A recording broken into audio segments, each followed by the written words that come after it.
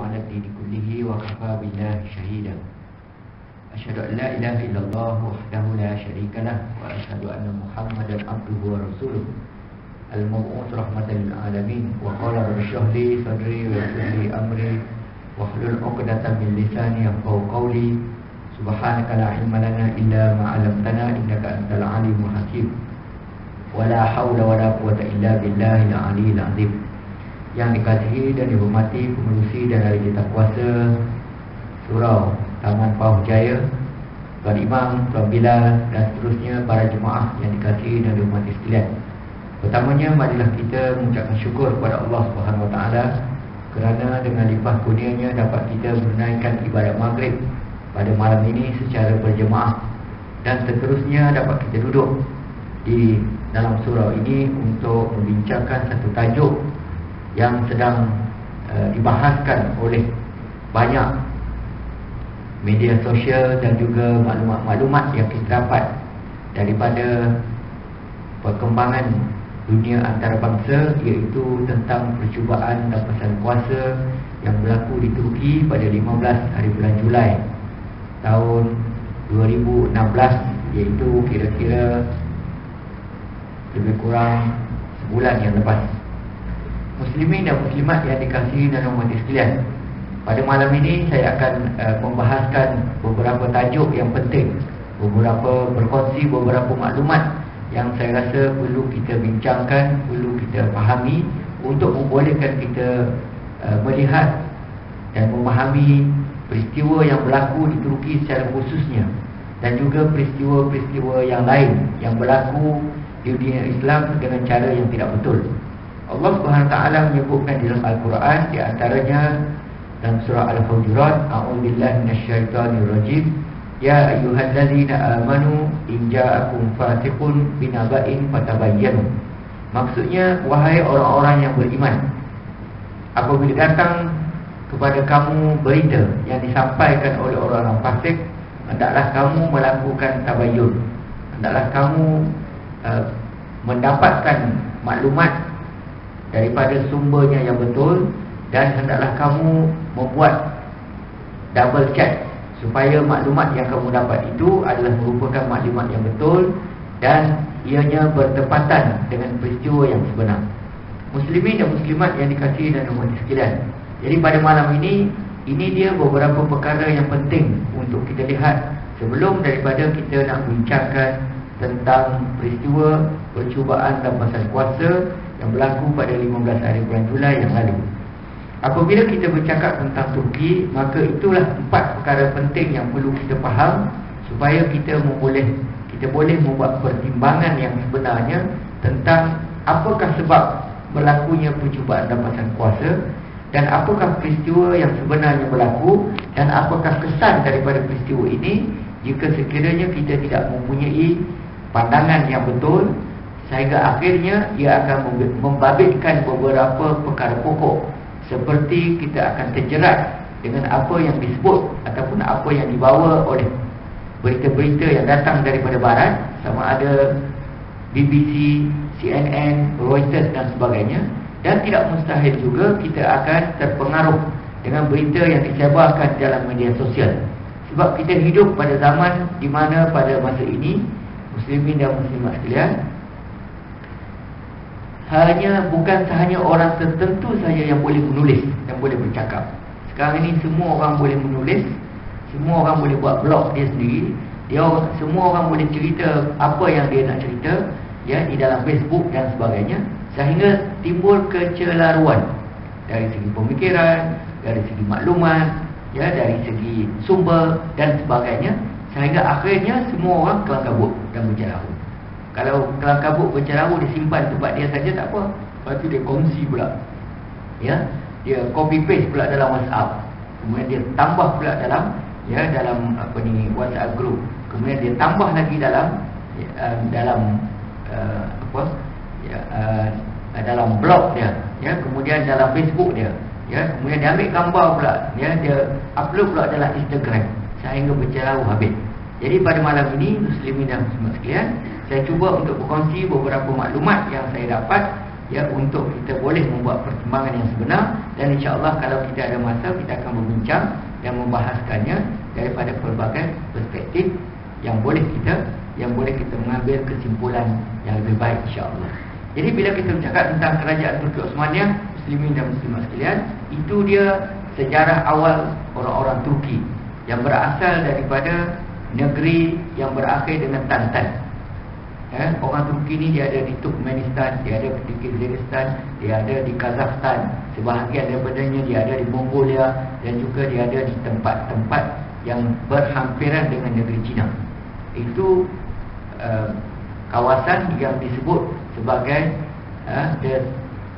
the Turkish people, ya, kelompok yang menggunakan bahasa Turki di dalam kehidupan mereka. Mereka datang ke wilayah umat Islam, ya, khususnya di Baghdad pada abad yang ke-10. Kemudian selepas pada itu mereka bangkit dan membantu menyelamatkan kerajaan Abbasiyah daripada terus dipimpin oleh golongan-golongan Syiah yang disebut sebagai Bani Buwai, ya, pada abad yang ke-11. Akhirnya berlaku pertumbungan dan pergaduhan sesama sendiri. Yang kalah di antaranya namanya ialah Ertugrul. Jadi Ertugrul ini dia lari daripada Baghdad, kemudian dia bersama-sama membentuk sebuah pemerintahan kecil di kawasan Turki yang ada pada masa ini yang disebut sebagai Anatolia. Selepas daripada Ertugrul bangkit, berjaya menyusun tentera dan akhirnya dapat menguasai satu kawasan yang luas yang kemudiannya disebut sebagai The Ottoman Empire ataupun Kerajaan Turki Osmaniyah. Kerajaan Turki Osmaniyah ditubuhkan pada tahun 1299 dan dijatuhkan oleh Atatürk pada tahun 1924. Itu yang berlaku, perkembangan yang berlaku sehinggalah berlakunya suatu kerajaan yang baru yang memerintah Turki, iaitu pada tahun 2002. Perkara yang kedua yang saya nak sebutkan di sini juga ialah sejak daripada awal pemerintahan kerajaan Byzantine, ya, iaitu kira-kira 1000 tahun sebelum Masihi, tentera memainkan peranan yang besar. Jadi tentera menguasai kerajaan Byzantine, tentera juga menguasai kerajaan Ottoman Empire, dan tentera juga menguasai kerajaan yang dipimpin oleh Atatürk sehinggalah pada masa ini. Sebab itulah kita tak heran kalau kita dengar cerita tentera rampai kuasa dan seterusnya, terutamanya di Turki. Keadaan yang sama juga yang berlaku di wilayah-wilayah lain umat Islam pada masa ini. Ya, di antaranya tentera pernah menguasai di Iraq sebagai contohnya zaman Saddam Hussein, tentera juga menguasai di Libya, tentera juga menguasai di Mesir dan juga beberapa buah negara yang lain. Perkara yang ketiga yang saya nak sebut secara ringkas juga pada malam ini ialah ada sebahagian daripada orang-orang Turki, terutamanya mereka yang tinggal di kawasan pekan kota namanya Salonika. Mereka ini adalah daripada keturunan Yahudi. Mereka datang daripada kawasan Andalus ataupun kawasan Spanyol apabila kerajaan Spanyol Islam yang terakhir jatuh dan dikuasai oleh pemimpin Kristian. Apa yang dilakukan oleh kerajaan Turki Osmaniyah selepas jatuhnya kerajaan Islam pada tahun 1492 ialah berlakunya pertukaran penduduk. Maknanya pada masa itu diadakan suatu perjanjian di mana-mana orang Islam boleh keluar daripada pemerintah Andalus, keluar ke kerajaan Turki Osmaniyah, tetapi setiap seorang yang keluar daripada kerajaan Andalus hendaklah juga menerima seorang penduduk Kristian yang ingin keluar daripada kerajaan Turki Osmaniyah.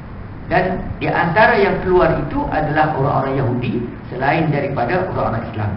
Kerana peraturan yang dibuat oleh kerajaan di Andalus pada masa itu, iaitu kerajaan yang dipimpin oleh Isabella dan juga Ferdinand. Kalau kita ingat peristiwa Reconquista, dia sebut pada 1492 di mana orang-orang selain daripada Kristian hanya diberi dua pilihan, sama ada masuk agama Kristian ataupun dijatuhkan hukuman bunuh. Maka kerajaan Turki Osmaniyah telah menyelamatkan sebahagian daripada orang Islam dan juga orang-orang Yahudi. Dan orang Yahudi yang lari daripada kerajaan Andalus yang saya sebutkan tadi, mereka ini berpindah dan di antara keturunan mereka datanglah Mustafa Kamal Atatürk. Dan kelompok ini disebut sebagai kelompok Don Meh.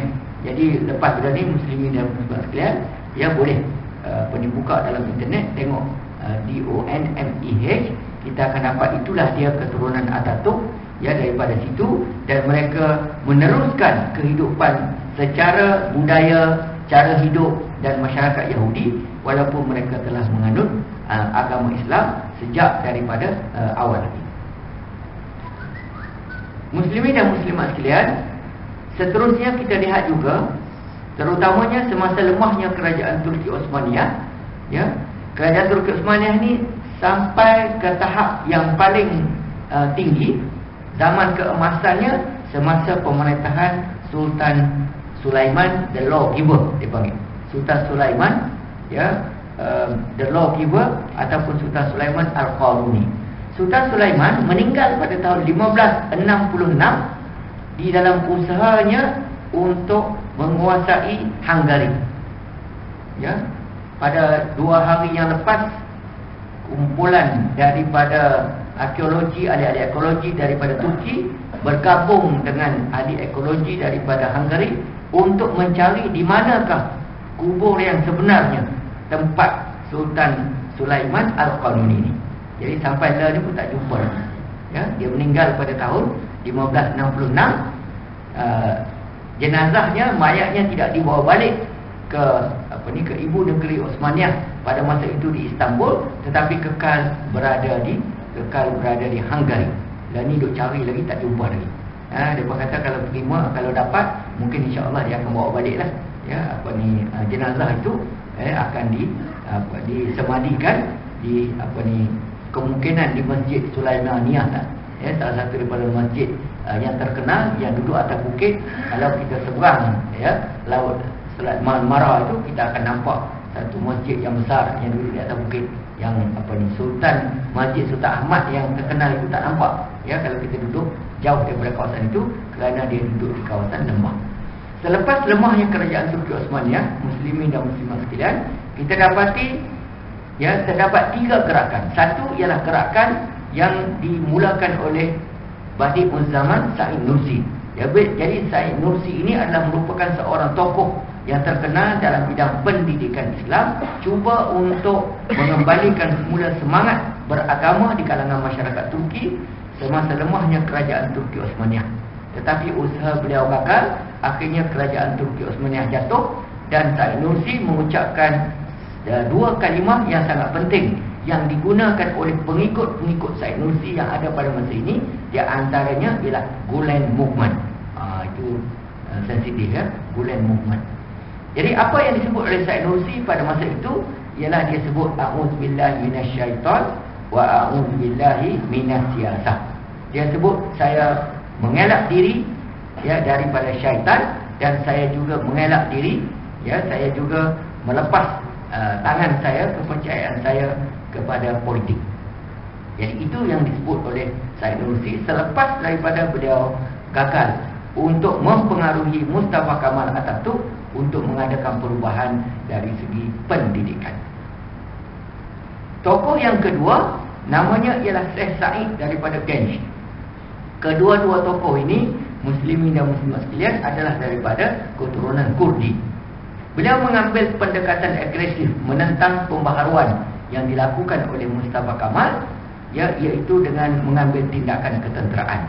Akhirnya Syekh Said daripada Genç ini bersama dengan pengikutnya dihapuskan oleh Mustafa Kamal Atatürk.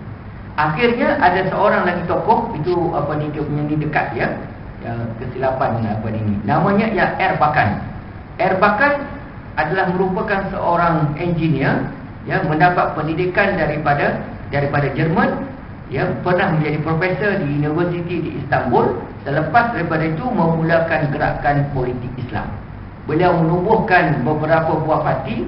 Daripada satu parti ke satu parti itu telah diharamkan oleh pihak kerajaan yang cenderung kepada sekular ala Mustafa Kamal Atatürk.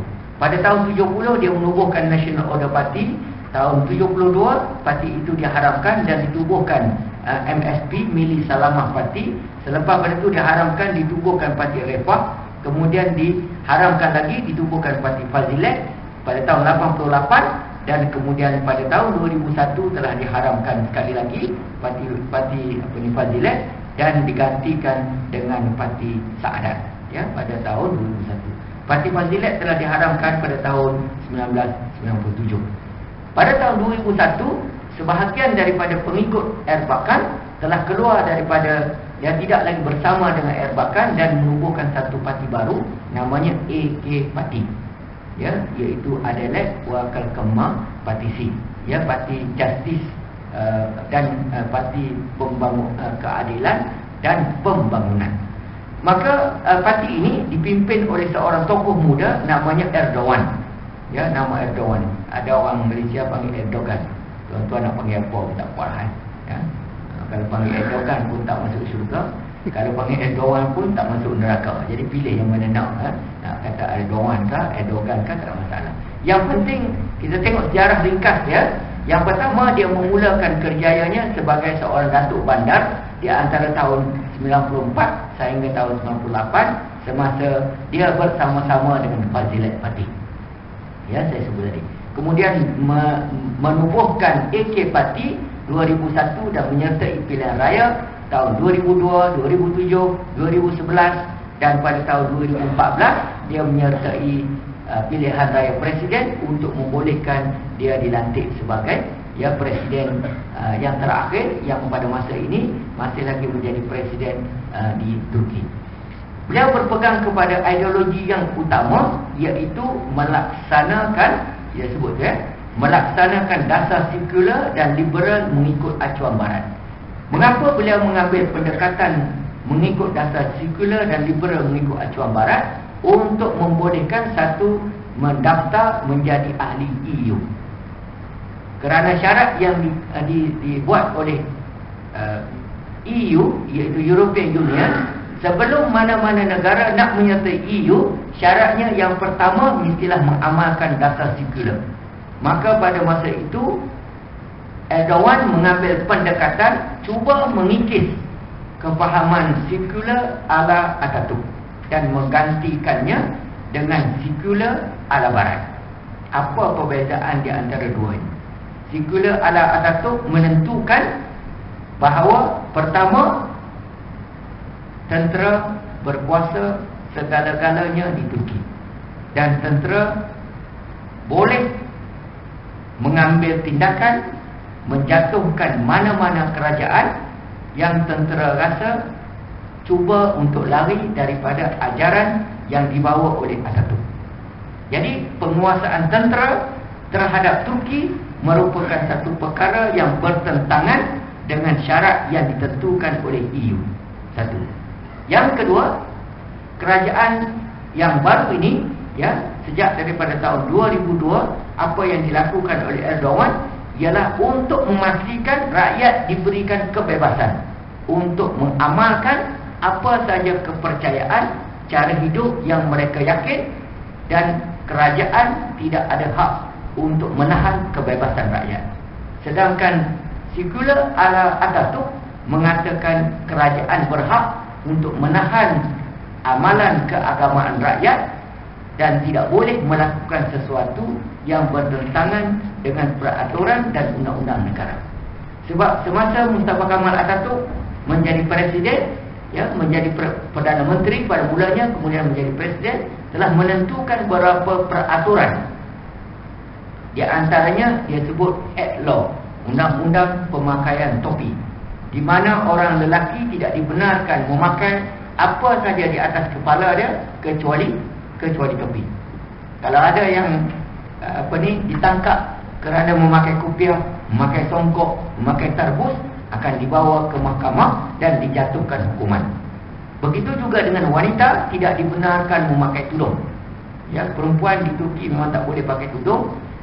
Sekiranya ingin bekerja di pejabat kerajaan ataupun ingin memasuki mana-mana ruang yang dimiliki oleh kerajaan. Contoh yang paling mudah, ustazah di Turki memang tak pakai tudung. Kalau dia nak mengajar di sekolah ataupun universiti yang kerajaan Turki punya. Contoh yang paling mudah, kalau ada perempuan sakit gigi, nak pergi hospital, nak pergi klinik, jumpa dentist, nak kena buka tudung. Kalau tak boleh masuk. Itu yang mudah lah, yang simple. Pengalaman saya 2007, ya, saya bawa isteri saya masuk ke Turki. Sebelum sampai ke Turki, saya telah booking hostel di asrama sebuah universiti namanya Balkan University. Kawan saya turun urus semua. Bila nak masuk ke kawasan universiti, Pak Gad tahan. Dia kata, you cannot enter the premise of the university. Kita kata, no, I'm not a student here, I only visitor. Dia bagi masuk. Sampai depan pintu nak masuk ke bangunan hostel, dia kata, you can enter the premise, ya, but cannot enter the building. Maka kami kena keluar balik, cari hotel kat luar. Itu peraturan yang dibuat di Turki, ya, sebelum daripada zaman Erdogan. Ya, kita akan tengok nanti apa yang dibuat selepas daripada ini. Saya simpulkan apa yang dilakukan oleh Erdogan ini sebagai melaksanakan maqasid syariah tanpa syariah. Kerana rakyat Turki belum bersedia untuk melaksanakan syariah pada tahap ini. Muslimin dan muslimat sekalian, ini dia sebagai contoh, beberapa contoh kejayaan utama parti AK Parti. Yang pertama, pilihan raya tahun 2002, mereka dapat 34%. Dan seterusnya terakhir November tahun lepas, dia dapat 49%. Ada di kalangan para penulis yang mengatakan bahawa percubaan dampakkan kuasa ini adalah satu percubaan yang sengaja dibuat oleh AK Parti. Tujuannya untuk nak melihat sejauh mana rakyat memberikan sokongan. Itu argument tu nampak macam betul, tapi tak pernah sabar. Kerana pilihan raya baru saja selesai. Takkanlah lepas pilihan raya baru nak tengok sokongan. Sepatutnya selepas daripada 4 tahun, nak tunggu pilihan raya selepas pada itu, barulah dia boleh buat apa-apa aktiviti. Dia nak test sama ada rakyat memberi sokongan ataupun tidak. Sistem pilihan raya yang ada di Turki, muslimin dan muslimat sekalian, berbeza dengan apa yang ada di Malaysia. Ya, kerana di Malaysia sistemnya ialah sistem demokrasi. Kita panggil, ya, siapa yang menang, dia di kawasan itu, maka dia akan menjadi wakil di peringkat parlimen. Sedangkan sistem yang ada di Turki, dia panggil proportionate representative, di mana keseluruhan undi dikira, dan selepas itu mana-mana parti yang dapat, sebagai contohnya kalau dia dapat 50%, maka dia dapat undi, ya, dia akan dapat kerusi separuh daripada jumlah kerusi yang ada di parlimen yang ada di Turki, iaitu 560 kerusi. Contoh di Malaysia ini, kalau pembangkang dapat 48%, maka pembangkang akan dapat 100 kursi. Itu kalau sistem proportionate representative itu dilaksanakan di Malaysia. Tetapi keadaan di Malaysia adalah berbeza dengan Turki saya sebutkan tadi. Yang kedua ialah dari segi ekonomi. Beliau oleh kerana masalah ekonomi yang meruncing pada masa itu, telah mengambil pinjaman daripada IMF. Dan hasil daripada pinjaman IMF, maka berlaku penswastaan. Hasil daripada penswastaan, dia sebut kerajaan Turki dapat menyimpan wang, yang menjimatkan perbelanjaan sebanyak lebih daripada 50 bilion US dollar. Berbeza Turki dengan negeri-negeri yang meminjam daripada IMF. Yang ketiga, muslimin dan muslimat sekalian, hasil daripada pilihan raya yang dimenangi, mereka telah mengadakan liberalisasi politik. Maksudnya, rakyat bebas untuk melakukan aktiviti politik dan mana-mana pihak yang ingin menubuhkan parti politik, mereka boleh menubuhkan parti politik yang mengikut peraturan yang telah ditentukan oleh negara. Sedangkan perkara ini tidak berlaku sebelum daripada itu. Yang seterusnya ialah tentang kuasa tentera. Apa yang dilakukan oleh kerajaan yang baru ini ialah dia telah berjaya mengurangkan kuasa tentera.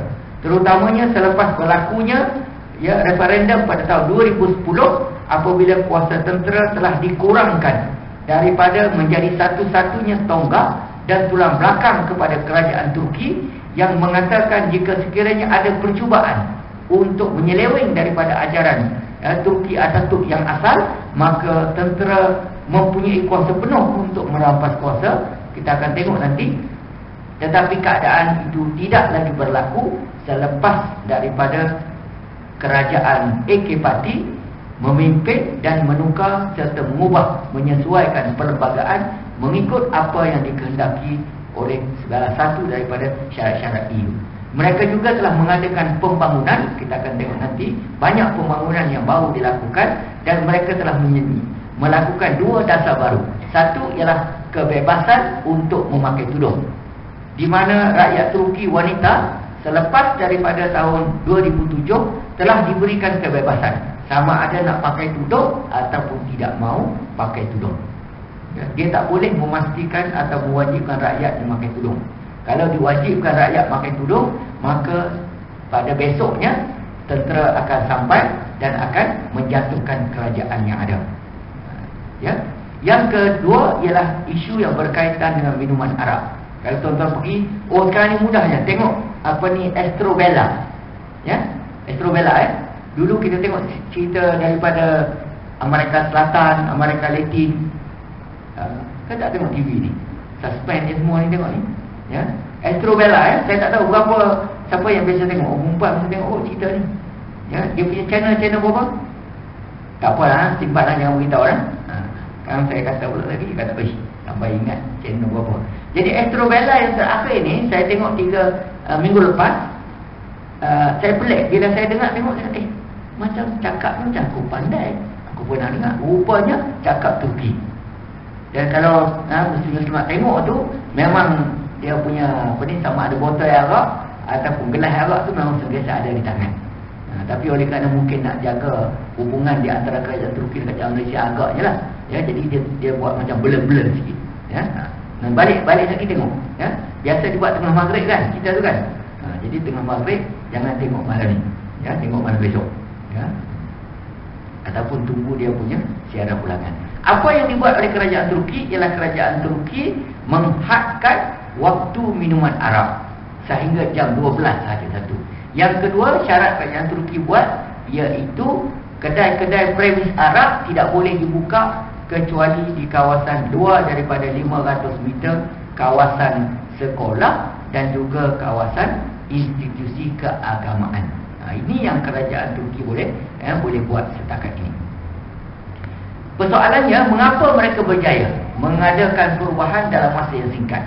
Yang pertama ialah kerajaan Turki yang baru menekankan nilai-nilai sejagat.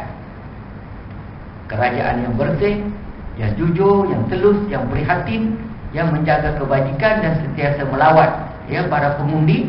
Ianya bersifat inklusif, dan di antara sebab yang penting ialah kerana pembangkang tidak bersatu. Walaupun pada peringkat awalnya, kalau tuan-tuan tengok tadi, mereka hanya menang 34% saja, tetapi pembangkang tidak bersatu. Yang berpegang kepada dasar sosialis tak mau bekerjasama dengan mereka yang berpegang dengan dasar nasionalis, ya, dan seterusnya. Jadi kerana itu salah satu sebab mengapa mereka berjaya. Mereka juga berjaya mendapat sokongan daripada golongan pertengahan dan orang-orang yang berkedudukan yang lebih rendah. Sehingga akhirnya dikatakan pada masa ini, golongan, ya, kelompok yang bekerja sebagai tukang sapu pun boleh memiliki kereta. Yang pertama kerana industri kereta telah ada di Turki. Yang keduanya mereka mendapat gaji yang lebih baik. Yang seterusnya ialah kerana rakyat lebih beragama tetapi masih lagi menolak syariat. Muslimin dan muslimat sekalian, ini saya buat contoh, ya, macam mana Turki merupakan negara umat Islam yang paling tinggi kedudukannya dari segi ranking di university, ya, iaitu countries represented in the Asia University Ranking 2016. Kalau tuan-tuan dan puan tengok kat situ, Turki ada 11 buah negara, 11 buah university yang mendapat tempat yang tertinggi. Di antaranya Koç University disebut dapat nombor 21, lebih tinggi daripada India, ya, lebih tinggi daripada India. Sedangkan negeri kita Malaysia hanya 4 buah negeri saja, 4 buah universiti saja yang mendapat tempat, ya, kurang daripada 70 dan kurang. Yang paling tinggi universiti saya lah UTM. UiTM tak ada nombor lagi, ya. Yang seterusnya dari segi kemajuan ekonomi. Kita tengok, ya, kemajuan ekonomi. Saudi dan Turki di antara tahun 2010 sampai 2015 di antara negeri yang paling baik dari segi actual and projected cumulative real GDP. Ya. Kemajuan dan pembangunan dalam pendapatan per kapita negara. Nak banding dengan negara-negara Eropah yang kononnya maju. Jerman, Kanada, United Kingdom, tuan-tuan tengoklah. Negara Malaysia tak ada lah kot. Saya pun tak tahu dekat mana. Saya cari-cari tak jumpa. Belum jumpa lagi. Ini dia beberapa kritik musuh. Ya, yang musuh selalu mengkritik tentang kerajaan yang dipimpin oleh Erdogan. Yang pertama, orang tentera dah mula komplain. Dia kata kuasa tentera telah mula dikurangkan. Tetapi rakyat telah diberi kuasa. Kuasa tentera yang diambil daripada tentera itu diserahkan kepada rakyat. Sehingga rakyat mengatakan kami tidak mau lagi tentera memerintah dan memimpin kami. Buat kacau dalam negara kami. Itu yang telah berjaya dilakukan oleh kerajaan yang ada satu. Yang kedua, pihak barat mereka mempertikaikan usaha yang dilakukan oleh kerajaan Turki dalam dua isu. Satu ialah isu airport, bandara ni bahasa Indonesia, bandar udara. Yang kedua ialah isu terusan. Saya akan tunjuk gambar nanti. Ya, ada gambar.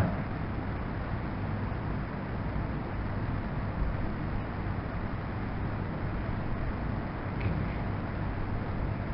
Yang ketiga ialah dia sebut rakyat yang tidak puas hati. Peristiwa ini dikaitkan dengan peristiwa Gezi Park pada tahun 2013.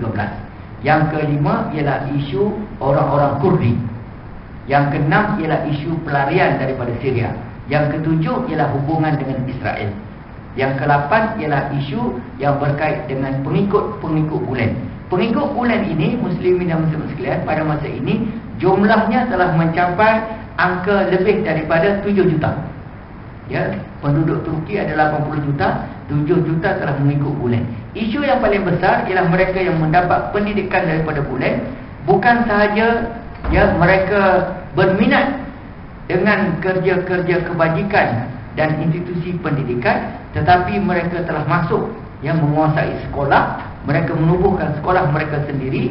Mereka telah menyertai tentera, dan mereka juga telah menyertai yang menjadi guru. Ini sebelum daripada tahun 2011 kita dapati gerakan Gulen ini memberikan sokongan yang padu kepada parti politik Islam. Tetapi selepas berlakunya pergaduhan pada tahun 2011, akhirnya Gulen mengambil pendekatan menentang kerajaan yang ada. Di antara isu yang paling besar yang berlaku pada tahun 2011 ialah apabila Turki meneruskan usaha mengambil minyak, ya, mengimport minyak daripada Iran. Kerana pada masa itu ya Iran masih lagi berada dalam embargo, ya, sanction. Maka Turki di antara negara yang banyak membantu Iran dengan cara membeli minyak daripada Iran dan menggantikannya dan membayarnya dengan jongkong emas. Ini dapat membantu ekonomi kedua-dua pihak. Tetapi ini dilihat oleh pegawai-pegawai terutamanya di mahkamah, ya, dan juga pegawai tentera yang mempunyai pengaruh, yang terpengaruh dengan ideologi Gulen, melihat ini sebagai satu perkara yang bertentangan dengan negara. Maka dengan sebab itulah mereka mengambil tindakan. Ya, di antara tindakan yang mereka ambil ialah mereka membawa kes itu ke mahkamah, sehingga menimbulkan pertembungan di antara dua pihak. Satu ialah pihak Gulen, satu lagi ialah pihak kerajaan. Dan akhirnya berlakulah percubaan rampasan kuasa yang saya sebutkan tadi, yang berlaku pada yang terakhir pada Julai 15 hari bulan. Ini dia sejarah rampasan kuasa muslimin dan muslimat sekalian yang berlaku di Turki, yang dilakukan oleh pihak tentera. Tahun 1960 Adnan Menderes menjadi Perdana Menteri. Adnan Menderes cuba untuk menukarkan semula azan di dalam bahasa Turki kepada bahasa Arab. Ya, jadi kita boleh bayang kalau bang lagi, ya, apa ni dibuat dalam bahasa Melayu. Ya, Allah Maha Besar, Allah Maha Besar. Pelik ke tak pelik? Memang pelik. Itu yang berlaku di Turki daripada tahun 1924 sehingga tahun 1959. Datang Adnan Menderes, dia kata ni tak boleh jadi, nak tukar balik dalam bahasa Arab. Bila dia tukar balik dalam bahasa Arab, pihak tentera merasakan ada percubaan, ya, untuk merungkai ideologi sekular yang dibawa oleh Atatürk. Maka dia pun bawa surat kepada Adnan Menderes, suruh Adnan Menderes berhenti. Selesai. Begitu juga yang berlaku tahun 71, yang berlaku tahun 80 dan yang berlaku tahun 1997. Saya nak sebut yang berlaku tahun 97 ialah masa Erbakan menjadi Perdana Menteri. Erbakan semasa menjadi Perdana Menteri pada bulan puasa buat jamuan buka puasa. Dia keluar daripada istana dia dengan memakai jubah. Bila dia pakai jubah, maka tentera tengok, dia kata ini bukan pakaian Perdana Menteri, ini pakaian Tok Imam dan Tok Khatib. Maka Erbakan dapat surat cinta minta supaya turun daripada jawatan Perdana Menteri, dan Parti Fazilat yang kita sebutkan tadi diharamkan pada tahun 1997. Habis. Isunya terlalu simple. Begitu juga yang berlaku pada tahun 2007. Dia ada satu percubaan rampasan kuasa, dia panggil Ergenekon. Ini berlaku apabila Abdullah Gül yang pada masa itu menjadi Perdana Menteri di Turki, ini daripada parti AK Parti ya. Abdullah Gül menjadi Perdana Menteri tahun 2007 kerana pada masa itu Erdogan masih lagi tidak layak untuk bertanding dalam pilihan raya, kerana dia dapat hukuman 10 tahun tidak boleh terlibat dalam politik. Maka apa yang berlaku ialah Abdullah Gül cuba untuk bertanding jawatan presiden. Pihak tentera mengatakan macam mana Abdullah Gül nak bertanding jadi presiden sedangkan isterinya pakai tudung. Sedangkan presiden apabila menjadi presiden, maka isterinya dan dia sekali akan terus sentiasa pergi ke parlimen. Sedangkan parlimen adalah bangunan milik kerajaan. Itu cerita dia. Jadi mereka cuba rampasan kuasa tetapi gagal. Begitu juga dengan 2010 dan yang terakhir ialah pada tahun 2016. Tentera yang ada di Turki, Muslimin dan Muslimat sekalian, ada 5 jenis. Satu, tentera darat. Tentera darat ni yang paling besar, iaitu 67% daripada kekuatan tentera yang ada di Turki ada tentera darat. Yang lainnya tentera laut, tentera udara, FRU dan penjaga pantai, disebut Coast Guard. Maka yang terlibat dalam percubaan rampasan kuasa yang lalu ialah tentera udara dan juga FRU. Dua kelompok. Apa yang mempercepatkan proses percubaan rampasan kuasa yang lepas ialah kerana pada 14 hari bulan Julai, pihak mahkamah telah mengeluarkan senarai yang panjang yang pegawai-pegawai tentera, hakim dan juga pensyarah universiti yang akan ditangkap. Jangkanya pada 16 hari bulan dan juga pada 18 hari bulan. Maka apabila maklumat ini bocor dan dapat kepada pegawai-pegawai tentera di peringkat pertengahan, jeneral dan ke bawah, mereka merasakan sudah tidak selamat. Macam mana mereka nak tangkap kami besok? Apa mau buat? Apa lagi? Mereka pun bersiap-siap gunakan WhatsApp dan memulakan gerakan rampasan kuasa. Rampasan kuasa yang mereka nak buat pada 15 hari bulan sepatutnya diadakan pada jam 4 pagi. Dia punya projection yang asal itu mana cantik. Pukul 4 orang tidur, pukul 5 tidur lagi, pukul 6 tidur lagi, pukul 7 tak bangkit lagi, pukul 8 live start at 10. Ini musim panas pukul 10 orang tengok dah kerajaan telah diambil alih oleh tentera. Itu percubaan yang mereka buat. Tetapi apabila didapati maklumat percubaan mereka itu telah sampai kepada pemimpin utama tentera, maka mereka terpaksa membawa ke hadapan, bring forward daripada jam 4 pagi kepada 7 malam. Jadi pilihan tempoh 7 malam itu sangat tidak tepat, kerana pada masa itu masih belum gelap lagi. Di Turki sekarang ni musim panas.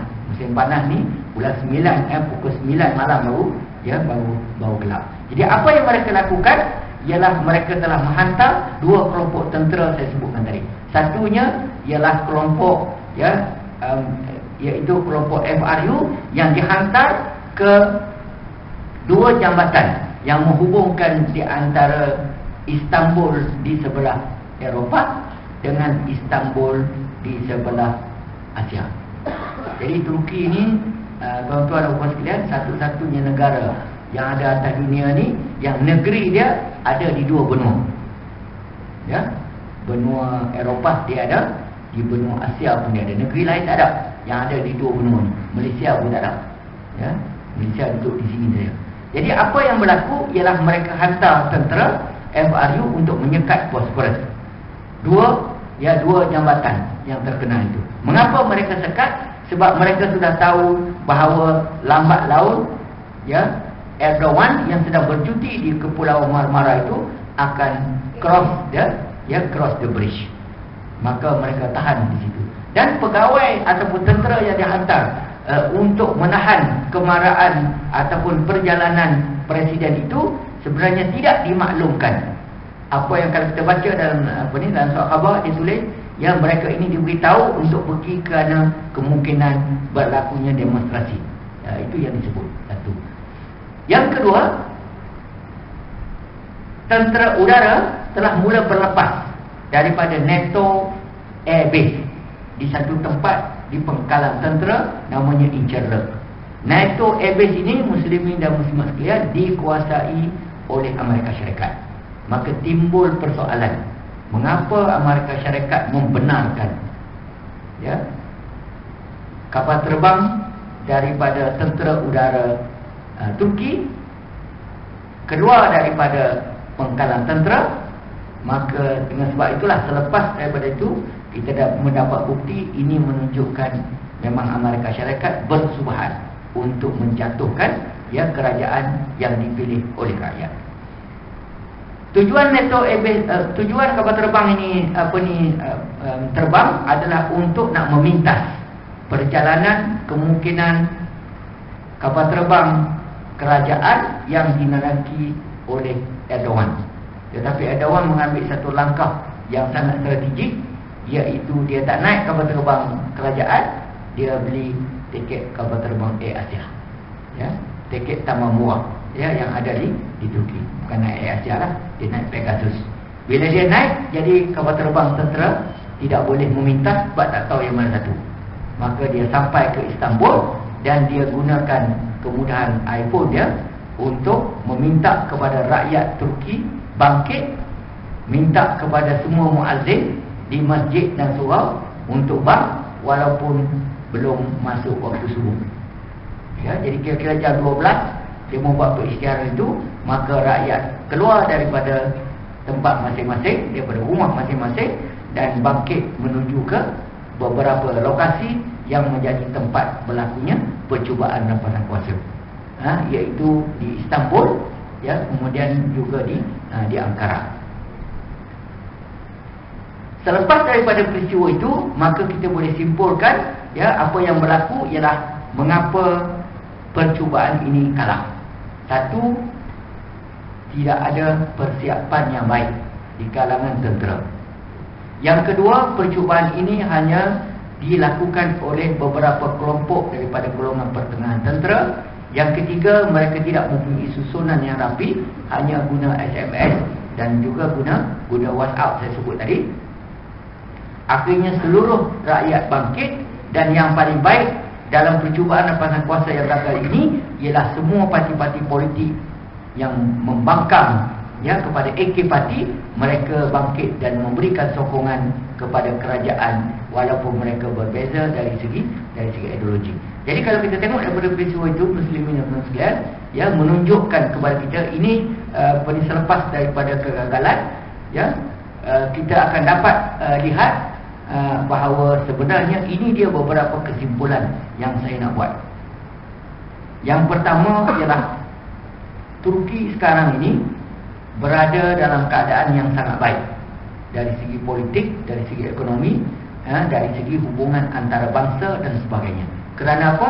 Kerana setakat ini tidak ada kuasa-kuasa besar di Timur Tengah, di Asia Barat yang boleh memimpin umat Islam dan menjadi pemimpin, menjaga keselamatan dan juga menjadi orang tengah yang boleh menyelesaikan banyak isu yang berlaku di Timur Tengah. Isu sebagai contohnya di antaranya ialah apa yang berlaku di Syria yang tidak dapat diselesaikan, dan Turki menjadi tempat harapan kepada orang Syria apabila sanggup menerima 2 juta pelarian Syria masuk di Turki mendapat perlindungan yang sebaik-baiknya. Keadaan kalau tuan-tuan pergi tengok kawasan yang diduduki oleh pelarian Syria ini jauh lebih baik nak banding dengan tempat yang orang Syria duduk di rumah masing-masing. Ya, saya duduk di Syria 9 bulan. Saya juga pernah pergi tengok pelarian Syria yang ada di sempadan Turki, memang jauh berbeza. Ya, di tempat pelarian itu mereka ada segala kelengkapan dan diberi makan yang percuma, dan mereka diberikan identity card, ya, kad pengenalan yang khusus untuk membolehkan mereka bekerja di mana-mana saja dalam negara Turki. Itu kelebihan yang diberikan oleh kerajaan Turki terhadap pelarian Syria. Satu. Yang kedua, Turki juga dilihat menjaga kebajikan rakyat di seluruh dunia. Yang pertamanya ialah menjaga kebajikan, ya, daripada tekanan kerajaan Myanmar, ya, terhadap orang-orang Rohingya. Kalau kita masih ingat, kira-kira 2 tahun yang lepas, ya, semasa Erdogan masih lagi menjadi Perdana Menteri, Erdogan telah menghantar isterinya untuk masuk ke Myanmar bersama-sama dengan, ya, Setiausaha Agung OIC pada masa itu, ya, masuk dengan tujuan untuk melihat sendiri keadaan masyarakat yang hidup di bawah tekanan daripada kerajaan Myanmar yang zalim itu. Dua. Yang ketiga, kalau kita ingat berlakunya peristiwa tsunami pada akhir tahun 2005, sekarang ini kalau tuan-tuan pergi ke Aceh, ya, khususnya di kawasan perkampungan orang-orang Turki, ya, di kampung Aceh itu ada satu tempat namanya Kampung Turki. Kampung Turki itu orang Turki dah tak ada. Tapi kalau kita pergi lah ni, kita tengok budak-budak, kita pun heran. Budak-budak tu kulit dia cerah, yang matanya biru, demai daripada mana ni? Ya, dan hidungnya mancung. Kalau kita tengok yang itu, kita tengok balik sejarah macam mana kerajaan Turki Osmania menghantar tentera, ya, beberapa armada, ya, kapal perang yang besar pada abad yang ke-16 dengan tujuan untuk membantu Aceh menyerang Portugis. Ya, kerana pada masa itu, pada tahun 1511, ya, Portugis telah berjaya mengalahkan Melaka. Tetapi sejarah juga memberitahu kepada kita, kerajaan Johor Riau sanggup bersekongkol dengan kerajaan Portugis kerana tidak mahu memberikan kemenangan kepada kerajaan Aceh yang mendapat sokongan daripada tentera Turki Osmania pada masa itu. Jadi kalau tuan-tuan pergi ke sana, kita masih dapat lihat lagi tanah perkuburan tentera Turki Osmania yang dihantar pada abad yang ke-16. Dan selepas berlakunya tsunami yang menghancurkan hampir keseluruhan, ya, kawasan itu, maka kerajaan Turki di bawah pimpinan DK Pati telah pun memberikan bantuan. Dia menyediakan rumah yang cantik, ya, dan setiap, ya, di pintu rumah itu dia akan letak, ya, sampai sekarang ni kita tengok dia letak apa? Dia letak bendera Turki, iaitu bulan dan bintang. Ya, tak banyak negeri di Malaysia ni yang ikut bulan bintang, ya. Yang satu-satunya yang ada yang ikut betul-betul bendera Turki ialah kerajaan Johor. Mengapa kerajaan Johor mempunyai, ya, kaitan yang rapat dengan kerajaan Turki semasa Sultan Abu Bakar, ya, bapa Johor moden. Sultan Abu Bakar telah pergi ke Turki dan kerajaan Turki menghadiahkan kepada Sultan Abu Bakar 2 orang wanita. Ya. Namanya ialah, seorangnya nama Khadijah, ya, dan seorang lagi namanya apa saya lupa dah, ya. 2 orang wanita ini dihantar, diserahkan kepada Sultan Abu Bakar. Sultan Abu Bakar balik dan berkahwin dengan perempuan itu. Dia ceraikan, kemudian dia kahwin, ya, dikahwini pula oleh bapa Hussein On, ya, bapa Datuk On, ya, maka dapatlah Hishamuddin. Lepas itu dia cerai pula, lepas itu dia kahwin pula dengan keluarga Engku Aziz, maka dapatlah Engku Aziz, dapatlah Zeti Akhtar, ya. Kemudian dia cerai lagi, dia dapat, ya, dia kahwin pula dengan keluarga Al-Atas, ya, dapat Said Najib Al-Atas dan sebagainya. Jadi kena jaga-jaga keturunan Turki berkeliaran di negeri Johor. Kalau tak kena gaya, dia main Penang. Muslimin dan muslimat sekalian, saya sebut tadi, yang keterusnya ialah Turki menjadi harapan kepada penduduk di Palestin.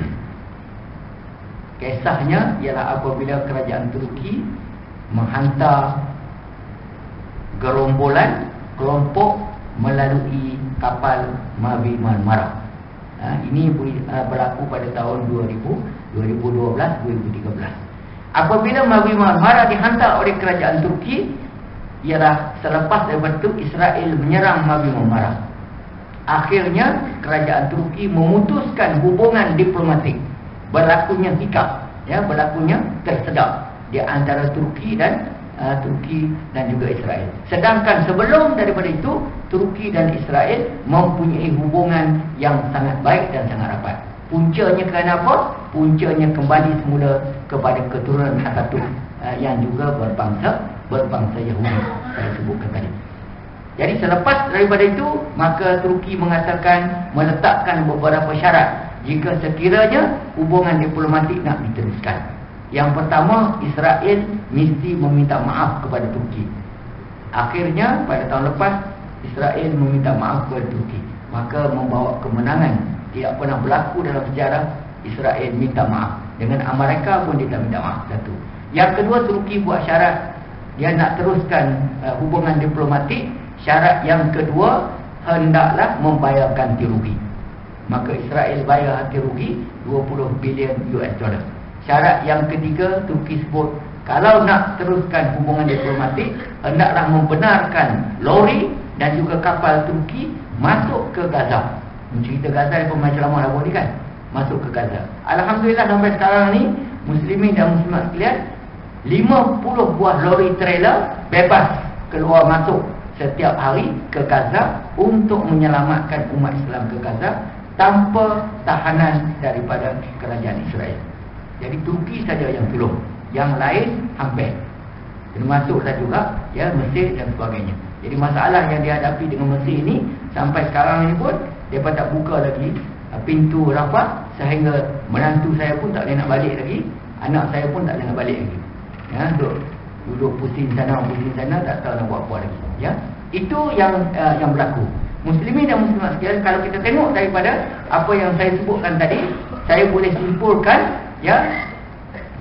simpulkan dua perkara lagi, iaitu apa yang dimarahi oleh pihak barat, mengapa pihak barat menentang pembinaan airport yang nak dibuat oleh kerajaan Turki Osmania. Saya ada gambar sini saya tengok. Saya rasa saya dah bawa.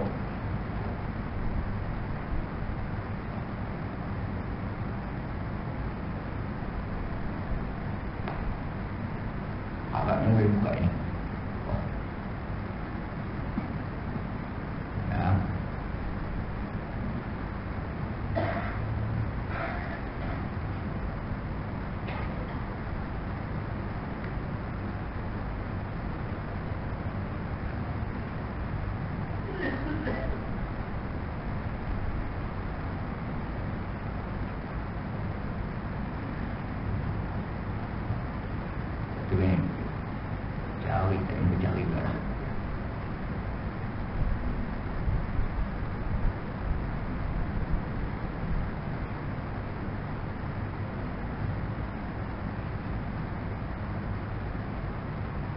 Okey, ini dia tuan-tuan dan puan sekalian, ialah airport yang terbesar di dunia yang akan dimulakan operasinya pada tahun 2018.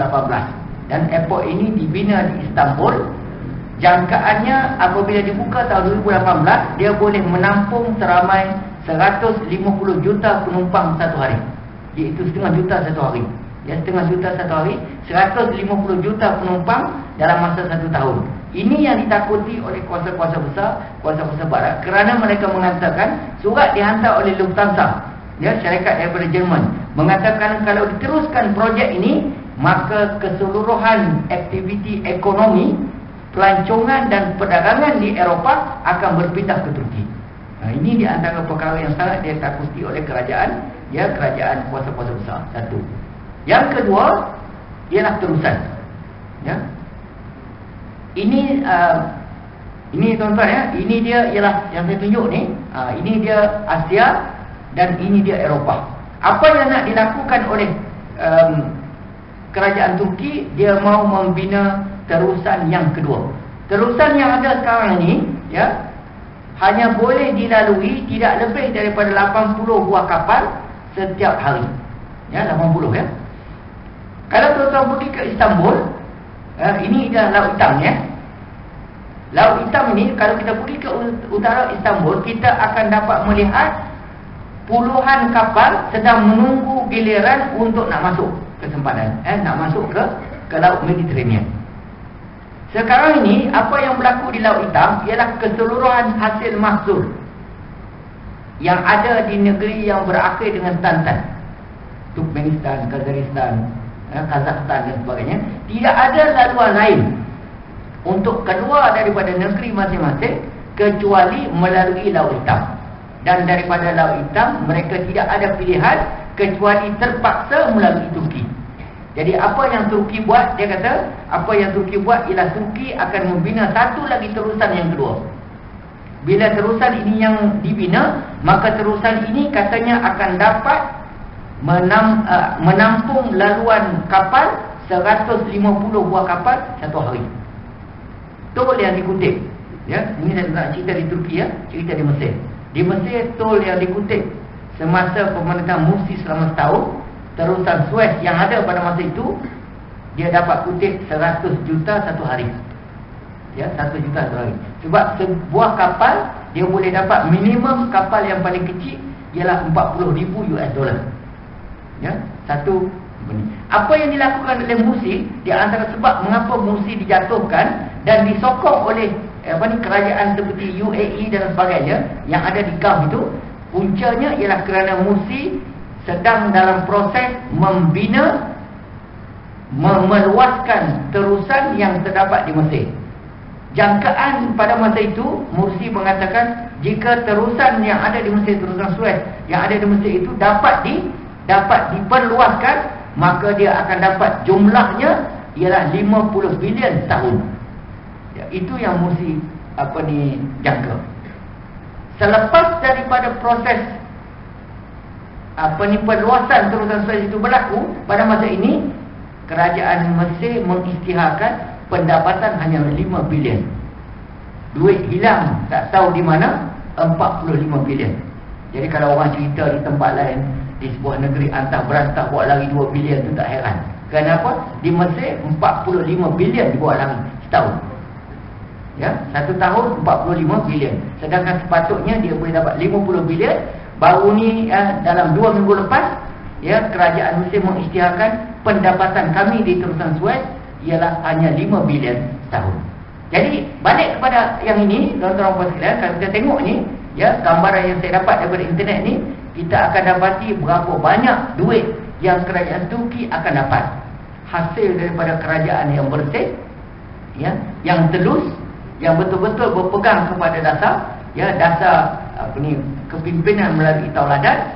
Kalau terbuka dua-dua ini dan tambah pula satu airport yang disebut tadi tu, ya, maka kita akan dapati betul-betul Turki akan menjadi sebuah negara yang akan menjadi satu lagi kuasa besar dunia.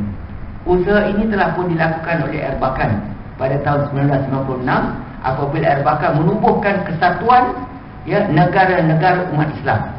Dia sebut D8, ya, sebut D8. Yang termasuk di dalamnya ialah Malaysia. Pada masa itu Dr. Mahathir di antaranya menjadi pengurusi OIC. Cuba dilakukan dengan tujuan untuk mengembalikan semula semangat persaudaraan Islam.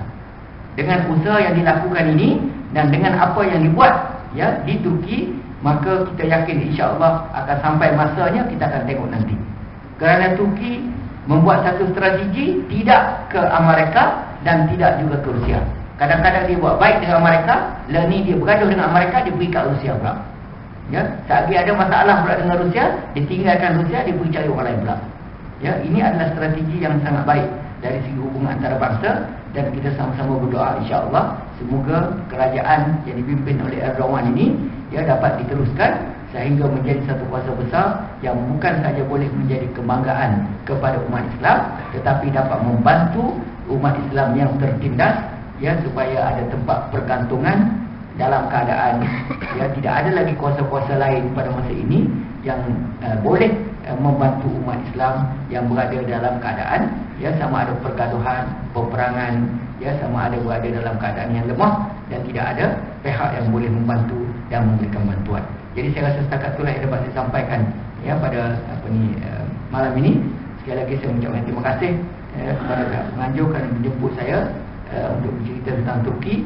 Dan kalau ada apa-apa soalan, kita persilakan 5 minit.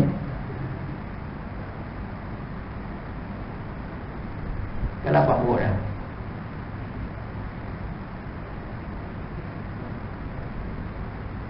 Ada apa-apa? Tak ada? Kalau tak ada apa-apa, kita tangguhkan pertemuan kita dengan sama-sama membaca tasbih kafarah dan suratul asr. Subhanallahumma bihamdika asyhadu an la ilaha illa anta astaghfiruka wa atubu ilaik. Bismillahirrahmanirrahim. Alhamdulillahirabbil alamin. Bismillahirrahmanirrahim. Al-mu'minus shalihat wa tawassaw bil haqq wa tawassaw bis sabr. Bismillahirrahmanirrahim. Alhamdulillahirabbil alamin wassalatu wassalamu ala asyrafil anbiya'i wal mursalin wa ala alihi wa sahbihi ajmain. Allahumma ja'al jam'ana hadha marhuma wa tafarraqna min ba'dihi tafarruqan ma'suma. Allahumma ja'alna minal ladzina yastami'una al-qawla wa yattabi'una ahsana. Sallallahu ala sayyidina Muhammad wa ala alihi wa sahbihi ajmain. Subhana rabbika rabbil izzati amma yasifun walhamdulillahi rabbil alamin. Wassalamualaikum warahmatullahi wabarakatuh. Saya dapat